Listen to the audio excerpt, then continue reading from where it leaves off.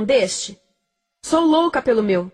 Na verdade, adoro todas as minhas coisas. Já se perguntou de onde vêm todas as coisas que compramos e para onde vão quando nos desfazemos delas? Não conseguia deixar de pensar nisso, por isso quis saber mais sobre o assunto. E os livros diziam que as coisas se deslocam ao longo de um sistema.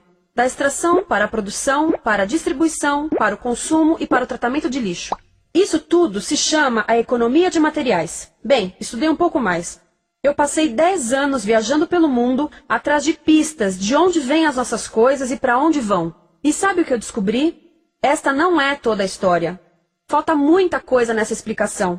Em primeiro lugar, neste sistema parece que está tudo bem, sem problemas. Mas, na verdade, é um sistema em crise, porque trata-se de um sistema linear. E nós vivemos num planeta finito. E não se pode gerir um sistema linear num planeta finito, indefinidamente. Em todas as suas etapas, este sistema interage com o mundo real. A vida real não acontece numa página em branco. Interage com sociedades, culturas, economias, o ambiente. E durante as etapas, a vida vai se chocando contra seus limites. Limites que aqui não vemos porque o diagrama está incompleto. Então, voltemos atrás para preencher alguns espaços e ver o que falta. Uma das coisas mais importantes em falta são as pessoas. Sim, pessoas. As pessoas vivem e trabalham em todas as etapas desse sistema, onde algumas são um pouco mais importantes que outras. Algumas têm maior poder de decisão. Quem são elas? Comecemos pelo governo. Meus amigos dizem que eu devia usar um tanque para simbolizar o governo. E isso é uma realidade em muitos países. E cada vez mais também no nosso. Afinal, mais de 50% dos nossos impostos vão para os militares. Mas vou usar uma pessoa para simbolizar o governo. Porque acredito nos valores e na visão de que o governo deve ser das pessoas, pelas pessoas, para as pessoas. A função do governo é olhar por nós, cuidar de nós. Esse é o seu trabalho. Depois vem as corporações. O que leva as corporações a parecerem maiores que o governo é porque elas são maiores que o governo. Atualmente, entre as 100 maiores economias da Terra, 51 são corporações.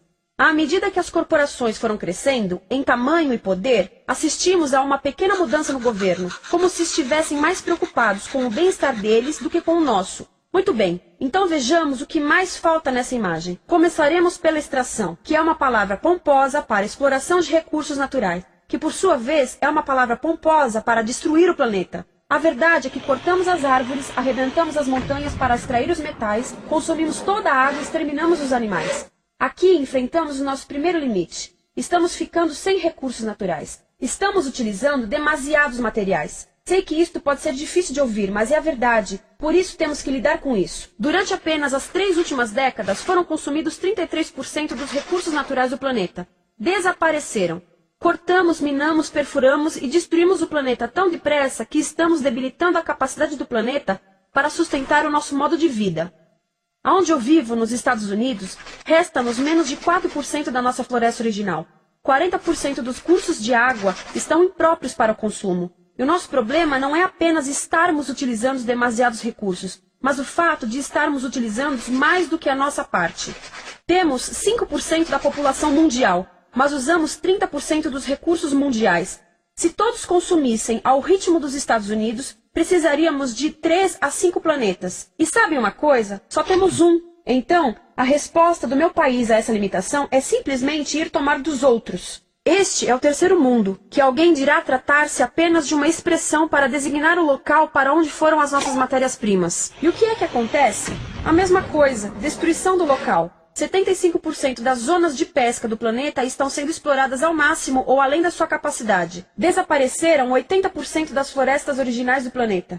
Só na Amazônia perdemos 2.000 árvores por minuto, o equivalente a um campo de futebol por minuto. Então, e as pessoas que vivem aqui? Bem, de acordo com esses sujeitos, eles não são donos desses recursos. Mesmo que vivam lá há gerações. Não são donos dos meios de produção, nem compram muitas coisas. Nesse sistema, quem não possui nem compra muitas coisas não tem valor. A seguir, as matérias-primas seguem para a produção, onde utilizamos energia para misturar químicos tóxicos com recursos naturais para produzir produtos contaminados com tóxicos. Há atualmente no comércio mais de 100.000 químicos sintéticos. Apenas um punhado foi testado para avaliar o seu impacto na saúde, e nenhum foi testado em relação aos impactos sinérgicos na saúde, ou seja, a interação com todos os outros químicos aos quais estamos expostos diariamente. Por isso, desconhecemos o impacto total deles na saúde e no ambiente. Mas sabemos uma coisa: os tóxicos entram e saem. Enquanto continuarmos a introduzi-los nos nossos sistemas de produção industrial, continuaremos a inserir esses tóxicos nos produtos que levamos para nossas casas, trabalho e escolas, e claro, para nossos corpos. Como os BFRs, ou retardantes de incêndio à base de brometo, que tornam as coisas mais resistentes ao fogo, mas são super tóxicos. São neurotóxicos, ou seja, tóxicos para o cérebro. O que é que estamos fazendo usando esses químicos? Apesar disso, os usamos em nossos computadores, eletrodomésticos, sofás, colchões e até alguns travesseiros. Sim, pegamos nossos travesseiros, os revestimos com neurotoxinas, levamos para casa e dormimos por 8 horas com eles. Não sei, mas acho que num país com tanto potencial, poderíamos ter uma maneira melhor de evitar que as cabeças peguem fogo à noite. Sabia que essas toxinas vão se acumulando ao longo da cadeia alimentar e se concentram nos nossos corpos? Sabe qual é o alimento do topo da cadeia alimentar com o nível mais elevado de químicos tóxicos? O leite materno. Isto significa que os menores membros das nossas sociedades, os nossos bebês, recebem as maiores doses de químicos tóxicos das suas vidas a partir do leite das suas mães. Não acha que é uma incrível violação? A amamentação deveria ser o mais importante ato humano de nutrição. Deveria ser algo sagrado e seguro.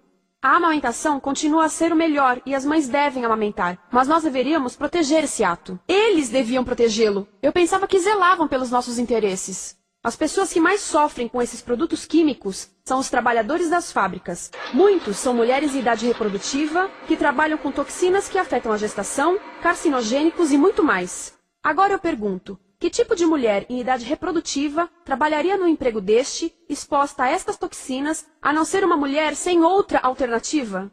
Essa é uma das maravilhas desse sistema. A erosão dos ecossistemas e economias locais, aqui, garante um fluxo constante de pessoas sem alternativas.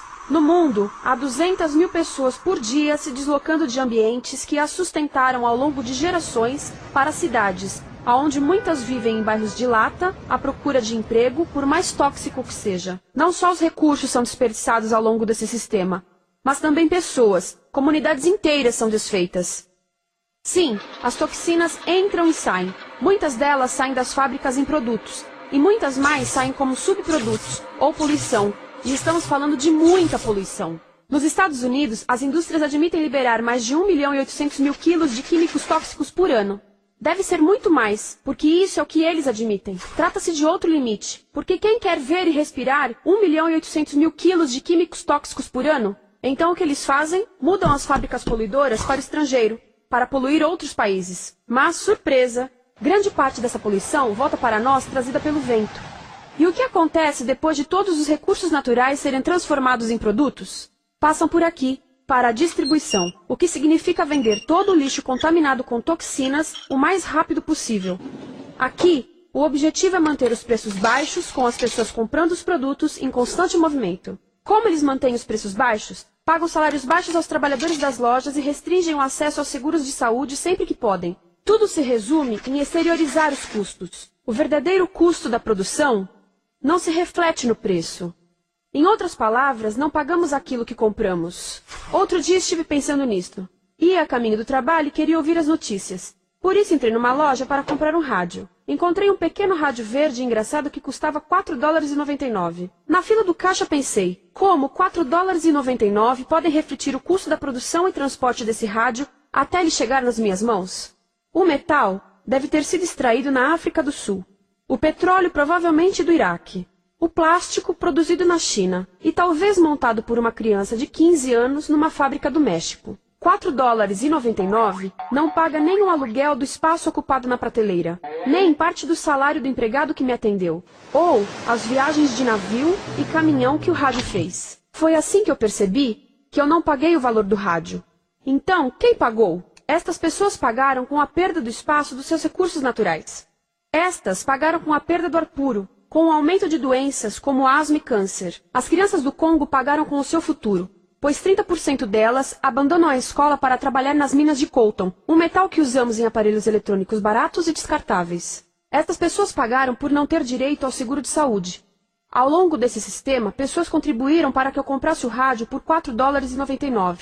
Mas essas contribuições não são registradas por nenhum contabilista. É isto que eu quero dizer com exteriorizar o verdadeiro custo de produção.